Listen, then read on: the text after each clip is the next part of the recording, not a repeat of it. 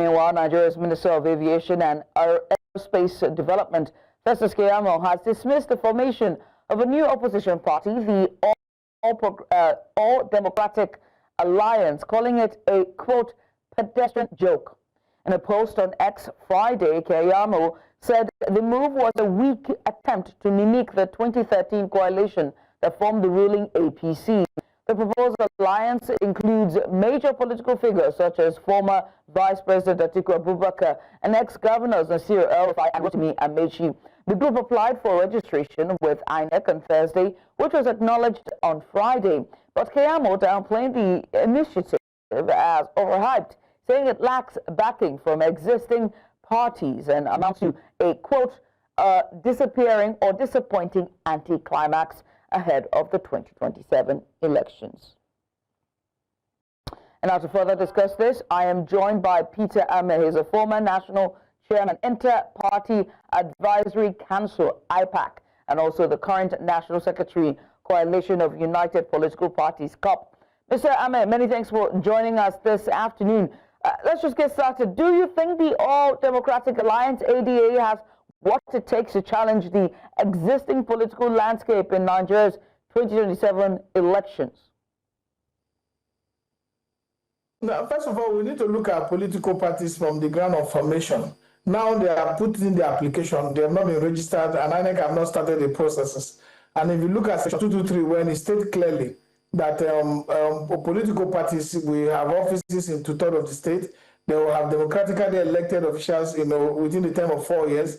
And these are the challenges before the ADA. And for me, I don't think that the statement coming from Mr. Keyamo is also a joke on his own part, because if you know the importance of political fabric from formation, nobody should take any of this for granted. I do not take any party. We have 19 political parties currently registered, and I do not take any party for granted, because the more the people who have the political weight, who have the political reach and entrenched political interest, decide to galvanize themselves, put themselves together, and move into one political party, it is not something that you will look and wave away with one hand. It is we need to now wait. Our life will not be on INEC and see what INEC want to do with the processing of the application that have been brought before them.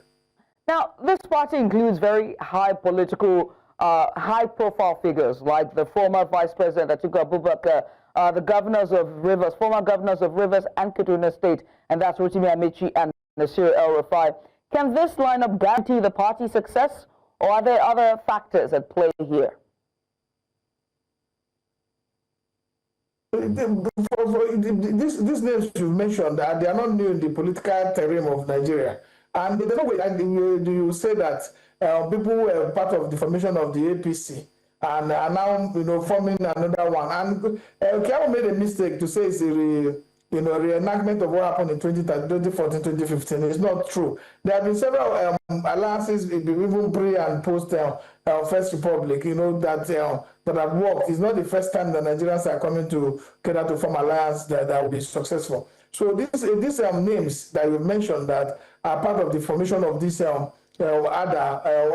Democratic Alliance, it's not named that anybody can just wake up and say they don't matter in this political democratic process. This is our Fourth Republic. They have played their own part, even contributed immensely to the formation of the APC. And if they are coming together to try to form another opposition, I think I'm very sure the speed at which Keyamo made his reference shows that there's panic in the camp of the APC. But for us to know that political party is an organization, is an entity on its own with perpetual succession, with the whole it has the respect, for participation, for people to become members. It's not going to be, as soon as it's registered, it's not going to be owned by one political individual. It will be a political organization belonging to the generality of the members of the party who align with the interest and the constitution and manifesto of that of the particular party, All Democratic Alliance. So it is very important that we look at the importance of party participation,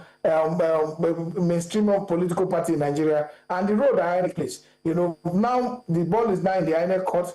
INEC will start their department, election and party monitoring, and their legal department will now start to scrutinize scrutinize the document before them, the constitution of the party, the manifesto of the party, and they also look at the logo of the party, and look at, because there are certain rules that stipulate that no party shall bear anything that looks both religion, regional, or that has a sectional interest, or has a motto that reflects sectionalism. So these are all part of the thing that INEC will look at. It will take some time. If they are paid the necessary fees, I think it's 1 million for registration. They will look at these things and then call the people and then go for verification of the national headquarters and then do verification of the two-third secretary offices in two-thirds of the state of the federation, which is about 24 states as it's supposed to be. So, but generally, no party should be taking whether the party is registered or intending to get registered, especially the party that has such heavyweight, backing its formation. Now, I mean, you just alluded to Festus Keyamo's remarks saying that he has dismissed the ADA, that's the All Democratic Alliance, as a weak attempt to mimic the APC's formation. He also called it a pedestrian joke. I mean, and you've also responded to his criticism, but let's, take a look at it on the other side. Do you think it has any merit at all? Do they really stand a chance when you think about all of the defections that have happened in the last 6 months, and that will still happen, that is still to come ahead of 2027? Do they stand a chance, really? Is there any sway to Keyamo's comments? There's nothing to give Keyamo's comment a foundation. One, it is about the electorate voting. In 2023, Peter Ameh contested under the Labour Party. There are no House Councillor, no House of Rep, and then won. The time for political entrenchment to say your structure is those in government, that your structure is a governor, your structure is a senator, is over. This time is now that we have more the population of the young people is about 60% of our population, and they are tech savvy. They are understanding the intrigues and the games that that has characterized our electoral process over the years. So they are getting to see it from a very open view, a knowledgeable position, and an educated position. So they vote in line with this thought, in the reality of our times. What is the case of Keyamo saying? Has the APC improved security, even the last 10 years that they have been in office? Have they been able to, bring back the infrastructure back to international standard level? Have they been able to improve our economy? Inflation is everywhere, the food inflation. So the fight against the next government is not just about the formation of the political party. It's about, yes, their interest that matters in our political formation, in our political competition, in the election. If these trends align, if they align with the interest of the general public, we'll see that APC has failed as a government.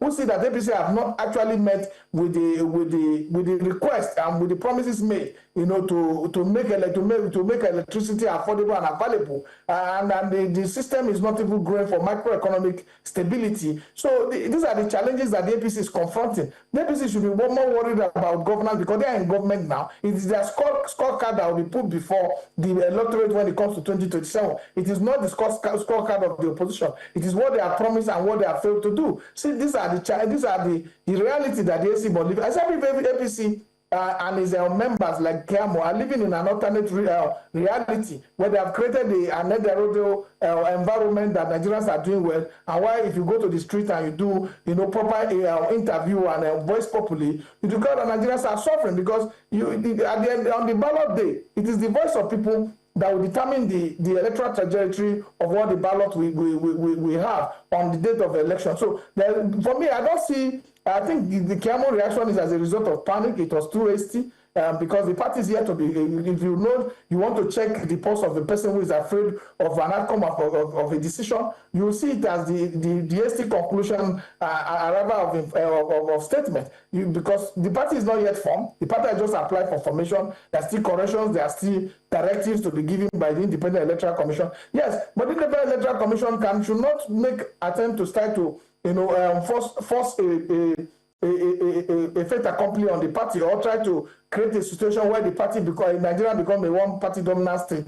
Because the institution of political party is a right of Nigerians who have come together in Section 40 to, if you read Section 40 of the Constitution, where it says, where those who have interest to form a political, join a political party that will protect their interest, because it's about the interest of the people. So these are the important aspect that must be, put outside the public, to know that political party is an entity with perpetual succession, with respect to the formation, with respect to its organization and its establishment. So we must let these people who are in government know that you cannot determine the end game from the beginning until we get to the time of campaign, and you see the kind of heavyweight that will back the political party. And even if it's not heavyweight, at the end of the day, like I've said in my earlier statement, the Nigerian electorate are now more informed. We now have more informed electorate.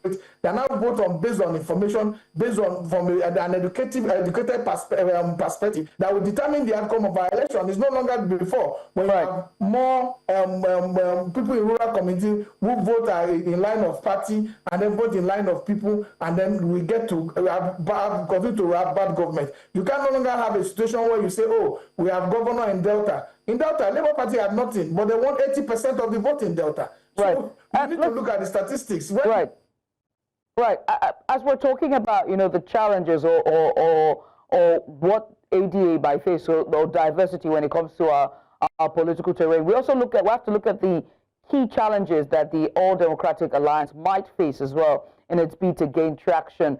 Let's bear in mind that all of the high-ranking profile persons in this party, whether it's a vice president, a former vice president Atiku Abubakar, or former governors Nasir El-Rufai and Rotimi Amaechi, are somewhat polarizing with the electorate, that's the Nigerian voters. Do you see them gaining traction among Nigerian voters across Nigeria's diverse regions? Do they stand a chance? That's why I want a situation where they will know, where they have to build the party from very holistic with good intent and purposes, and bring everybody on board. If the party does not align with the interest of Nigerians, if the Nigerians do not see them as truly people who have come to represent their interest or judge them by their history, then there will be a problem. So we need to have a popular candidate, an acceptable candidate that will go to the ballot and then drive votes. Because you can be popular without having the ability to drive the vote. So for me, I'm telling you, the early stage of this party formation today is that they have to first cross the registration of with the requirements and guidelines set out by INEC in their constitution, their guidelines for political party 2022 to get registered as political party. If they cross that and they become political party and people align with the policies, the manifesto, the constitution of the party, because it's about the people. If the people don't align with that thought, no matter how they are suffering, if they align with even with one candidate that is from a party that is not known as standalone, that party will win. It's about the acceptance with the people aligned with the candidate that will be put before them. The candidate must be not just the presidential candidate alone, the candidate in the senatorial district, in the House of Representatives, the House of Representatives and House of Assembly. If they don't have this candidate that that across board, across Nigeria, that we enter and endear the people to participate in the political process in the party, then there will be a challenge. It has to be a process that must align with the interest of the people, that must align with the current suffering of the people, that must also get the people to understand why this party is being formed. So it must be an holistic approach, an approach that every leader that has the capacity to deliver vote is put as part of the coalition.